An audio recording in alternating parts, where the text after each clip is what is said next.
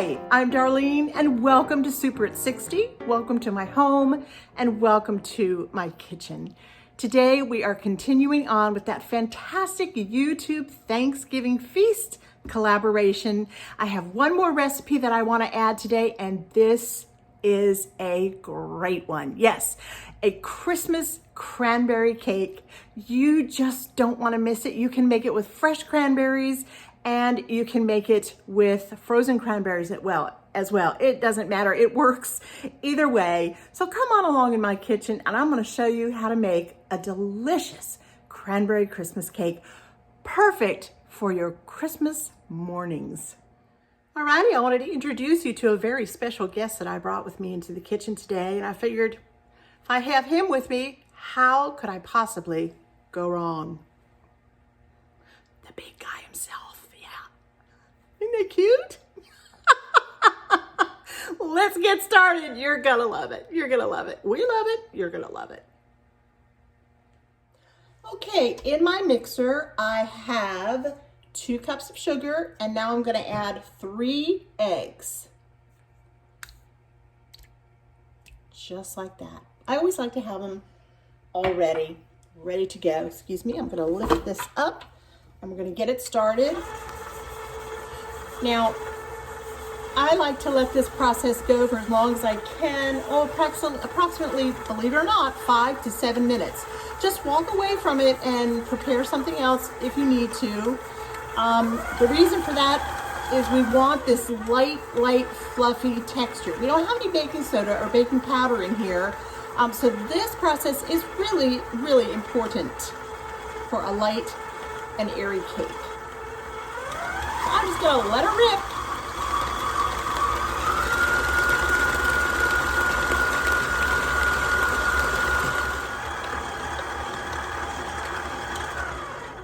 All right, that was about 7 minutes.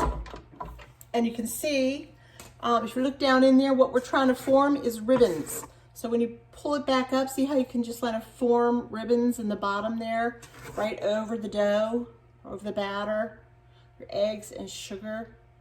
Yeah, that's what we're looking for. It's beautiful. And it's so nice and pale color. It's just really lovely. That's exactly what you want, okay? And now we're gonna add 3/4 cup of nice softened butter. Just leave it out overnight if you need to, and that is 1.5 sticks. All right, I'm just gonna put that right in.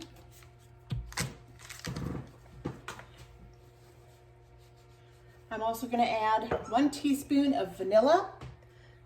This is my own vanilla that I make. So delicious. Oh, just popping that lid on there. It just smells so good. All right, I'm gonna put that right in. You just need 1 teaspoon. You don't have to splash it over. And something else that I just love so much in this cake is 1/2 teaspoon of almond extract. If you don't care for almond extract, you do not have to put this in, but it's something I love. And it just smells of Christmas.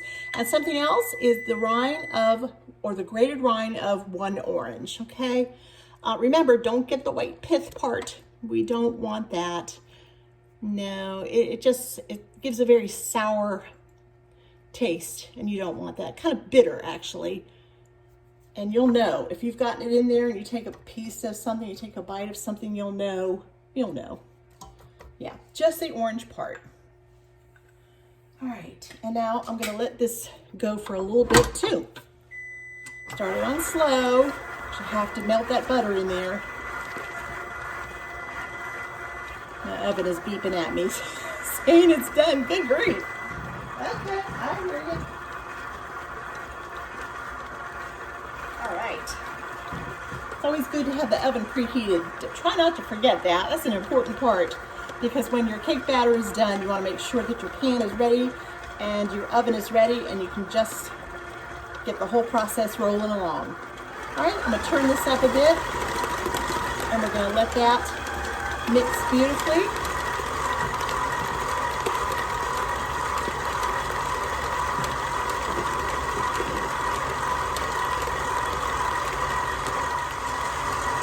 All right,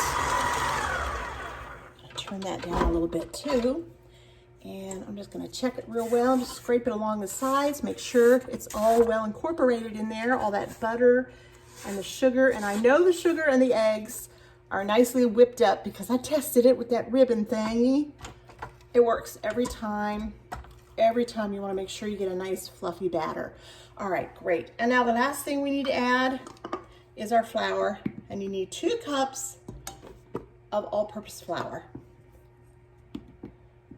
Okay, here we go. And I'm gonna whisk that right back up there. Start slowly again.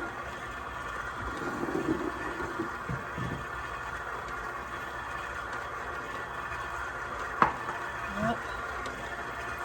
And we wanna mix here till the flour is just combined into the wet batter. Don't go any further. Now this is a very thick batter. It's almost like a cookie type consistency to it. But it's okay. It's gonna bake beautifully. And we're gonna press it down into the 13 by 9 pan, which I have right here next to me, all ready to go, nice and greased. If you choose to butter it versus a spray, that's fine too. And that's it. That's all we're gonna do. All right. Get all that off there. All right, and now we're gonna put the cranberries in it. 12 ounces of cranberries, that's what it calls for. A 12-ounce bag, normal bag of cranberries is 12 ounces. So that's what you'll need. Like I said before, you can put them in frozen, or you can put them in slightly thawed, like mine are, or completely thawed. It's up to you. If you put them in frozen, just know that it's gonna kind of seize up your dough, if you will. And it'll be just a little bit harder for you to press into the pan. It'll still work. In fact, it will work beautifully. In fact, that's usually the way that I do it. But for some reason, I was on my game last night and I decided, you know what? I'm gonna take it out the night before and make sure that I have it all nice and ready to go. It's kind of, my cranberries are kind of half frozen and half thawed. So, all right, here are my 12 ounces of beautiful cranberries. Look at that color. I don't know if there's a fruit more beautiful than a cranberry. They are just stunning to look at. Look, there's still little tiny pieces of ice in there. Yeah, but that's okay. In fact, that's gonna be absolutely perfect. Let's go ahead and put our cranberries in and give it a good mix. And then we're gonna press it into the 9 by 13 pan. All right, here we go. I'm gonna add a few in at a time. They will pop. Just kind of fold them in. You know the folding process, if you've ever done that, dig from the bottom and just literally fold it over on top of itself. Okay, yeah, cookie dough consistency, remember? Okay, a few more. There's another little ice chip in there. All right, oh, I can smell that almond. I can smell the orange and just the look of these incredibly beautiful, perfect cranberries. Oh my goodness. And the last of them are going in. And we'll give it as little bit of stir here as possible, but we do want to make sure that they're stirred in all the way throughout the batter. Okay, oh, that looks just right. Let me scooch it over here. Here's my pan. If you have a pretty pan, pretty Christmas pan or something, you might want to think about using that. This is all sprayed, ready to roll. Just gonna go ahead and plop it in, and then I'll show you how I'm gonna spread it out.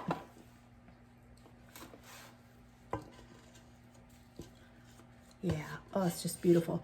Don't miss any of it. Oh, I can't wait. I can't wait till this is ready. It's so beautiful. Yes, of course, I said Christmas morning, but of course, Thanksgiving morning. Oh my goodness. Honestly, you know, when cranberries start to come out, that's your first clue that it is holiday time. Yep.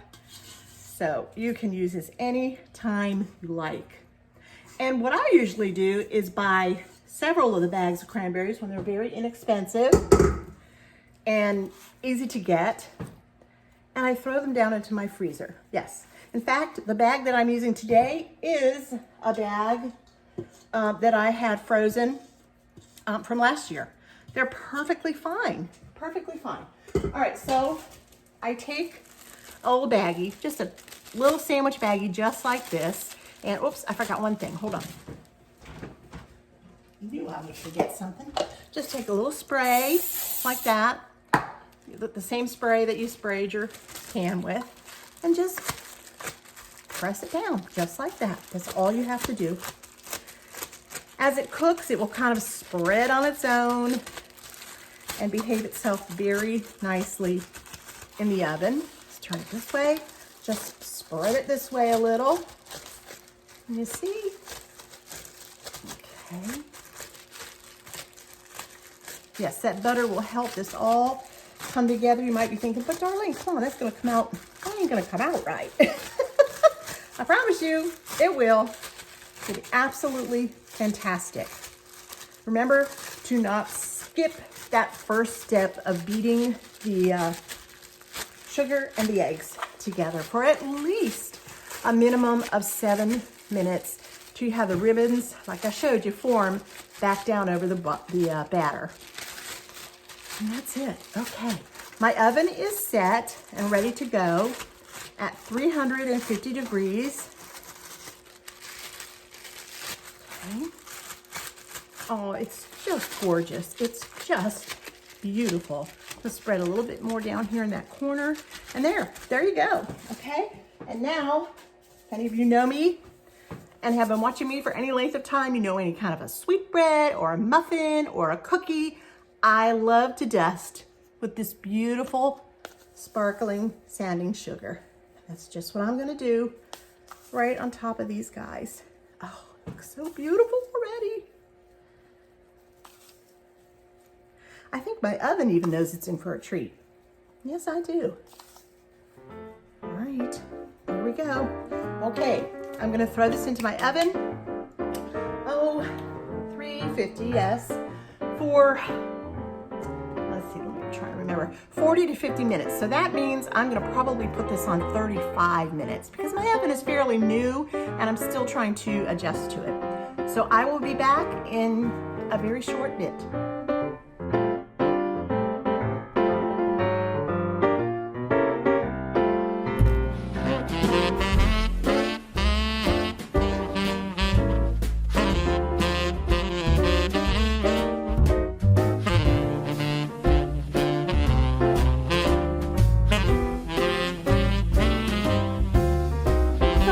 Thank you again so much for joining me here in the Super at 60 kitchen, all decorated up for Christmas. Yeah, I thought that would be fun to do. Actually, I did have a lot of fun doing it. It's just a little bit, but you know, a little sparkle goes a long way.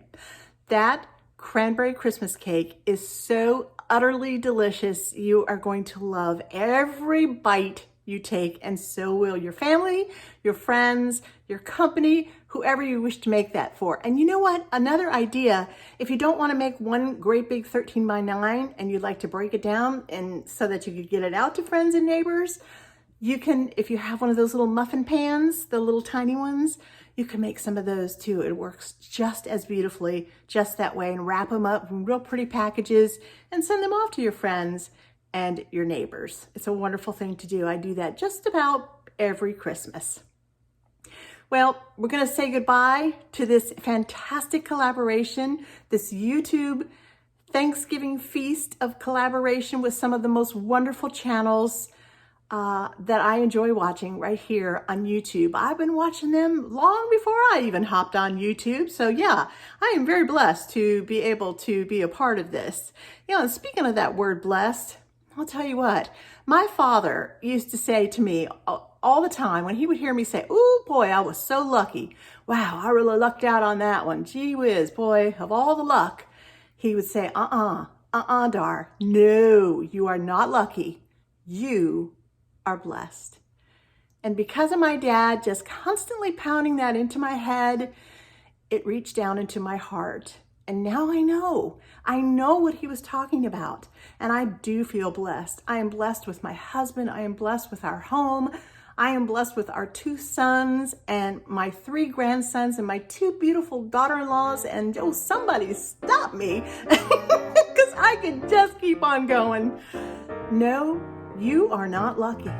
You are blessed. Thank you again for watching. I'll see you soon.